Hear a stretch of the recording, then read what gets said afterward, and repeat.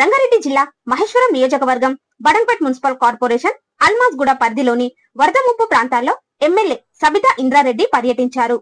స్వేచ్ఛ Nivas, నవారు Yadireddy colony, Sita homes, సౌభాగ్య నగర్ కాలనీలో కాలినడకన పర్యటించి వరద బాధితుల సమస్యలు అడిగి తెలుసుకున్నారు. గత కొద్ది రోజులుగా భారీ వర్షాలు కురుస్తున్నా ప్రభుత్వం పట్టించుకోవడం లేదని సబితా ఇంద్రారెడ్డి విమర్శించారు. బీఆర్ఎస్ హయాంలో ముంపు ప్రాంతాల్లోని ప్రజలకు అండగా ఉండి అన్ని విధాలుగా ఆదుకున్నామని తెలిపారు. అయితే ముంపు ప్రాంతాలకు శాశ్వత పరిష్కారం చూపాలనే ఉద్దేశంతో కేసీఆర్ ప్రభుత్వం ఎస్ఎన్డిపి కార్యక్రమం చేపట్టారని, ఇప్పుడు కాంగ్రెస్ ప్రభుత్వం ఎస్ఎన్డిపి పనులు పెండింగ్ లో పెట్టిందని విమర్శించారు.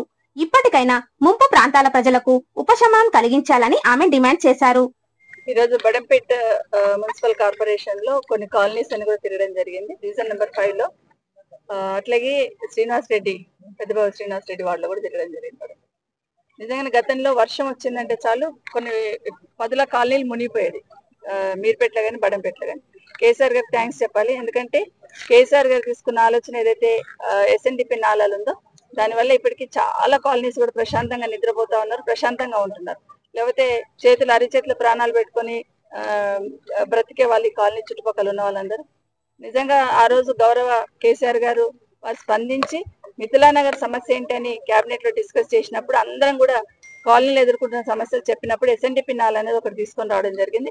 చెరువులకు మధ్యలో లింక్ ఏర్పాటు చేయడం, ఎక్కడెక్కడైతే వర్షం ఉధృతంగా వస్తూ ఉంటుందో వాటన్నిటిని కూడా కరెక్ట్ గా చెరువులకి డైవర్ట్ చేసినట్టు ఎస్ఎన్డిపి నాలాలు ఏర్పాటు చేయడం జరిగింది.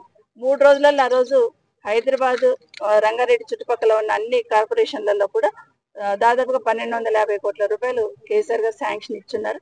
కాబట్టి ఈ రోజు మనం నిల్చున్నది ఎస్ఎన్డిపి నాలని ప్రశాంతంగా ఉండగలుగుతున్నారు. ఇప్పటి వరకు చాలా కాలనీస్, లాస్ట్ ఎడ్జ్ లో కొన్ని కాలనీస్ ఉన్నాయి. వాటన్నిటిని కూడా సెకండ్ ఫేజ్ కూడా నాలలు కంప్లీట్ చేస్తే వాళ్ళకు కూడా కొంచెం సేఫ్ పడడానికి అవకాశం ఉంది. ఇప్పుడు నేను పోయి వచ్చిన స్వేచ్ఛ నివాస్ కావచ్చు, లేకపోతే వినాయక్ హిల్స్ కాల్కిల్ కావచ్చు, లేకపోతే పైకెళ్ళి వస్తున్న వాటర్ అంతా కూడా ఇవన్నీ కూడా సేఫ్ కావాలంటే సెకండ్ విడత వాళ్ళు ఉన్న ఎస్ఎన్డిపి నాలలు పూర్తి చేయాలి. మొన్న లెనిన్ నగర్ లో చూసాను. వీటన్నిటికీ లింక్ పైన ఉన్న లింక్స్ అన్ని కూడా కనెక్ట్ చేస్తేనే ఇవన్నీ కూడా సేఫ్ కావడానికి అవకాశం ఉంది. కానీ ప్రభుత్వం ఎందుకో అటెన్షన్ ఇవ్వట్లేదు. గౌరవ ముఖ్యమంత్రి గారి దగ్గర ఈ శాఖ ఉంది. అసలు ఎస్ఎన్డిపి నాలలు ఎందుకు తీసుకున్నారు, మరి మిగతా ఎస్ఎన్డిపి నాలలు చేయాలంటే ఏం చేయాలనేది కనీసం ఒక డిస్కషన్ కూడా పెడతలేరు అనిపిస్తా ఉంది.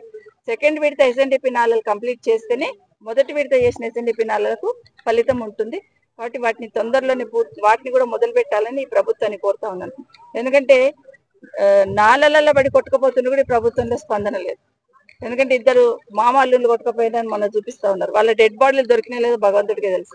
మొన్న ఒక చిన్న బేబీ ఆ నాలల ఓపెన్ దాంట్లో పడి పాపం వెనకాల వాళ్ళ పేరెంట్స్ ఉన్నారు కాబట్టి వెనకనే లిఫ్ట్ చేస్తున్నారు. కానీ ప్రభుత్వానికి అసలు చలనం కూడా లేదు. అయ్యో పడిపోయినారు కదా, ఏం జరుగుతుంది, అసలు డెడ్ బాడీస్ వచ్చినాయా లేవని కూడా కనీసం వెరిఫై చేసుకునే తీరిక కూడా ప్రభుత్వానికి లేదనిపిస్తుంది.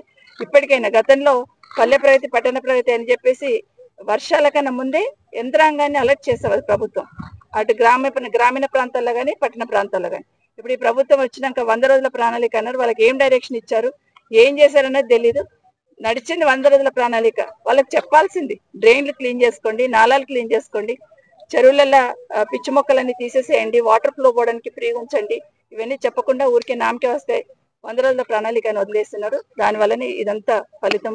ఇప్పటికైనా ప్రభుత్వం కళ్ళు తెచ్చి అధికారులను అలర్ట్ చేసి వాళ్ళకు డైరెక్షన్ ఇచ్చి ప్రజలకు ఇబ్బంది లేకుండా చూసుకోవాలని కోరుతున్నాను.